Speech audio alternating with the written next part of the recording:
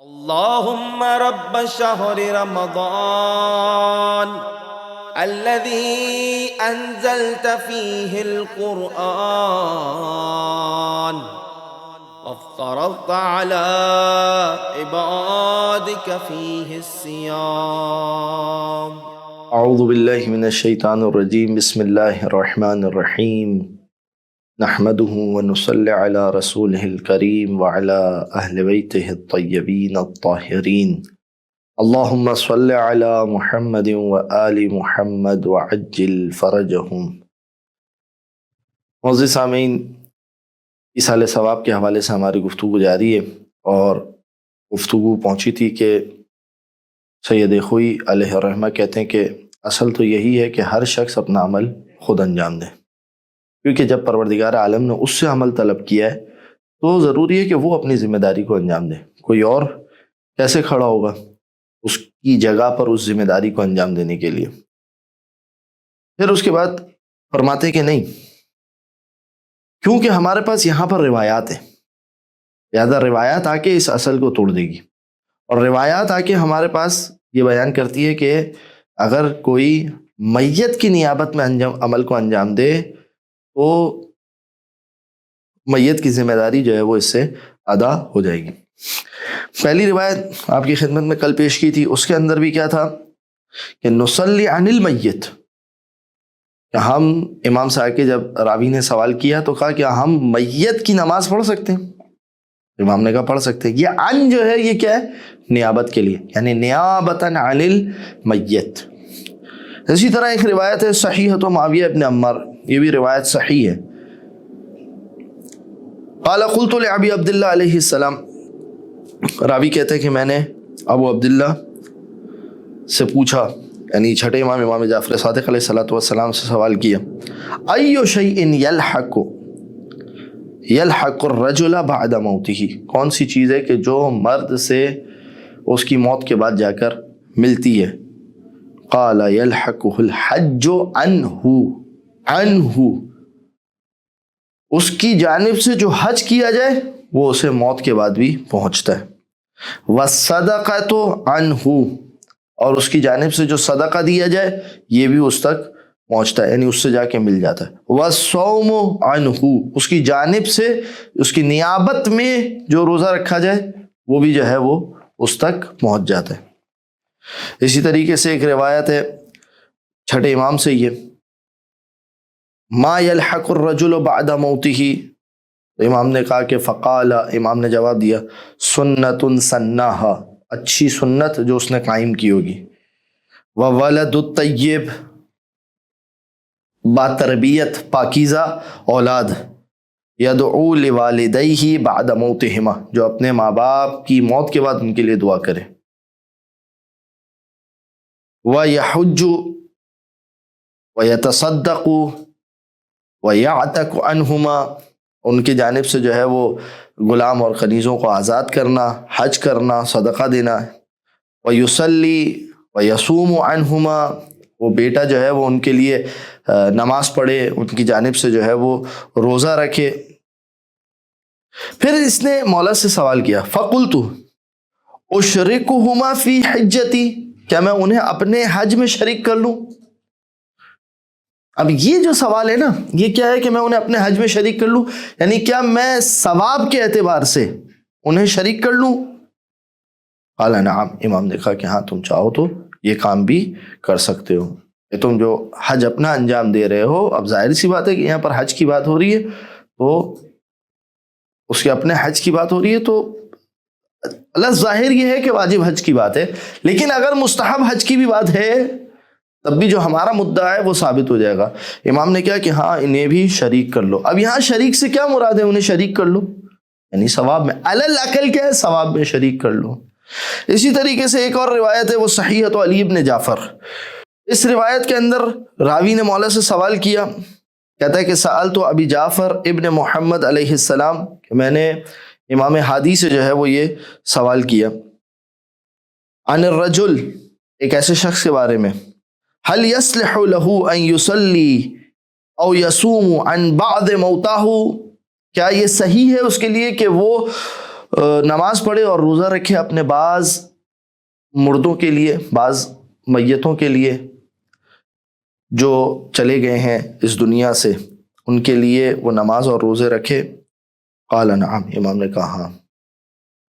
پھر اس کے بعد امام نے کہا فلیصلی علی ما احب، علی ما احب، جس چیز کو وہ پسند کرتا ہے، یعنی جتنا وہ پسند کرتا ہے اتنی جو ہے وہ نمازیں پڑھے۔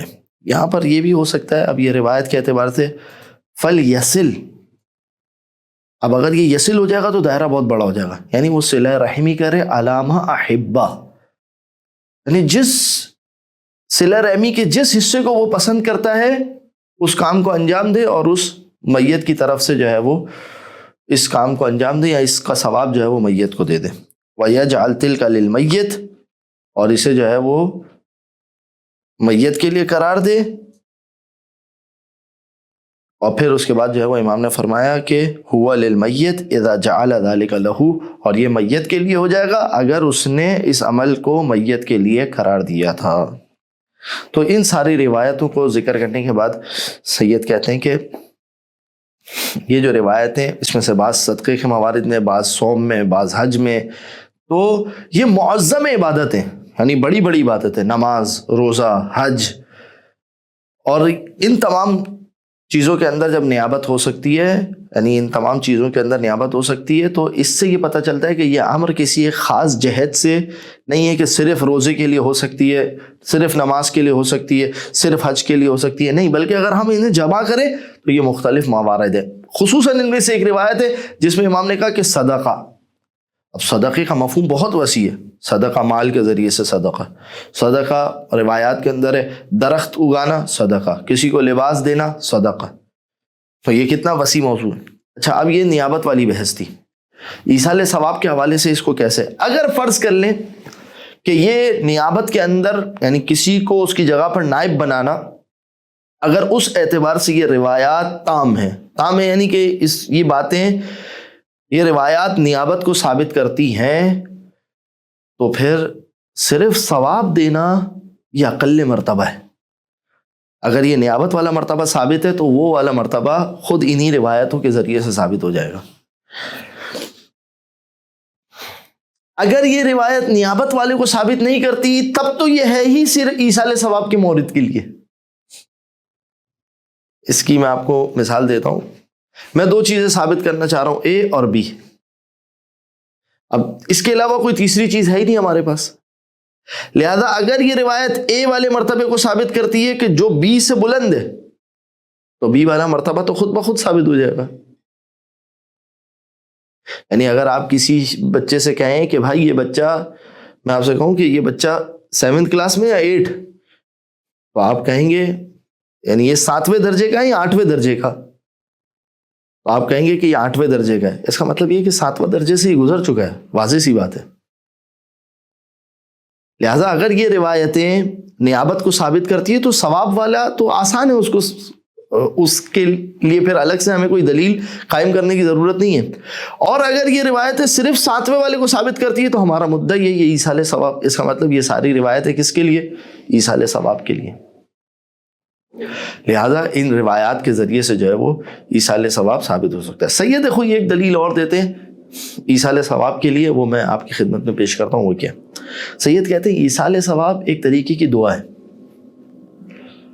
دعا کیا ہے؟ ایصال ثواب دعا ہے، یعنی کیا مطلب؟ یعنی میں اگر نماز پڑھتا ہوں یا میں نے صدقہ دیا تو پروردگار عالم نے اس صدقے کے بدلے میں مجھے کیا دیا؟ ثواب دیا۔ اب میں چاہ رہا ہوں کہ یہ ثواب میرے والد کو مل جائے، مرحوم کو، تو میں یہاں پر کیا کر رہا ہوں؟ میں اس ثواب کو اپنے والد کو دینے کے لیے کیا کر رہا ہوں؟ میں خدا کی بارگاہ میں دعا کر رہا ہوں، پروردگار یہ جو تو نے مجھ پر انعام کیا ہے، یہ جو تو نے مجھ پر تفضل کیا ہے، اس تفضل کو میرے والد کی طرف پھیر دے، یا ان کی طرف بھی پھیر دے، یا میرے مرحومین کی طرف پھیر دے۔ یہ میں نے پروردگار عالم کی بارگاہ میں دعا کی ہے۔ اور وہ جو روایت ہے، اگر آپ کے ذہن میں ہو کہ ایک روایت کیا آئی تھی کہ وہ بیٹا کہ جو ماں باپ کے حق میں دعا کرے، ولد الصالح ولد الطیب، تو یہ ایک دعا ہے، یہ پروردگار عالم کی مرضی ہے کہ پروردگار عالم دے یا نہ دے۔ अलल अकल इंसान इस एतबार से दुआ तो कर सकता है।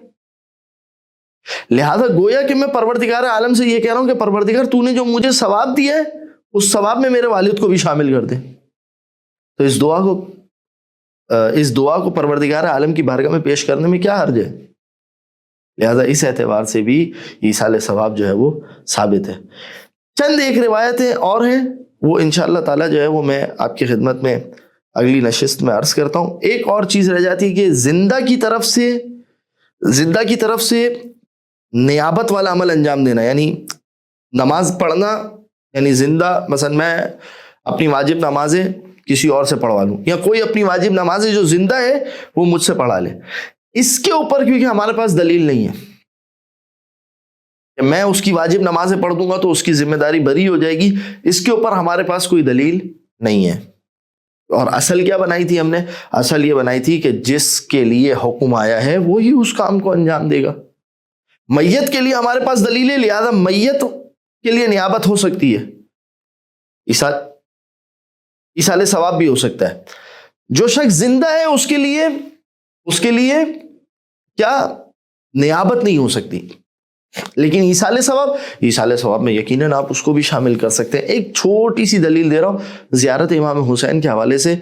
जब इमाम अली हादी बीमार हो गए थे और अबू हाशिम जाफरी से कहा कि जाओ जाके देखो कि कोई है कि जो करबला जाए, तक़य्ये का दौर है, मुतवक्किल का दौर है, शदीद तक़य्ये का दौर है, और इसमें इमाम कह रहे हैं क्या कोई है करबला जाए और मेरे लिए वहाँ जाके दुआ करे। इमाम ने अपनी हयात के अंदर एक शख्स को दुआ करने के लिए अपने हक में कहां भेजा? करबला भेजा। मुस्तहब्बात के अंदर नियाबत एक अलग मसला है, एक अलग बहस है कि मुस्तहब कामों के अंदर किसी की नियाबत हो सकती है, ये खुद एक मौजू है।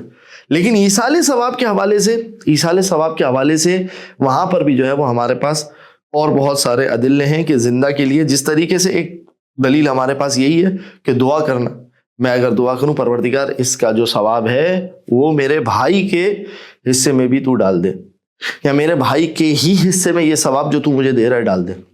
इस दुआ के अंदर क्या हर्ज है? या तो वो मेरे पास बाकी रहेगा या वो सवाब मेरे भाई के पास चला जाएगा। लिहाजा इस दुआ के अंदर ऐसा कोई हर्ज नहीं है। वाखिर दावाना अनिल हम्दुलिल्लाहि रब्बिल आलमीन। الذي أنزلت فيه القرآن وافترضت على عبادك فيه الصيام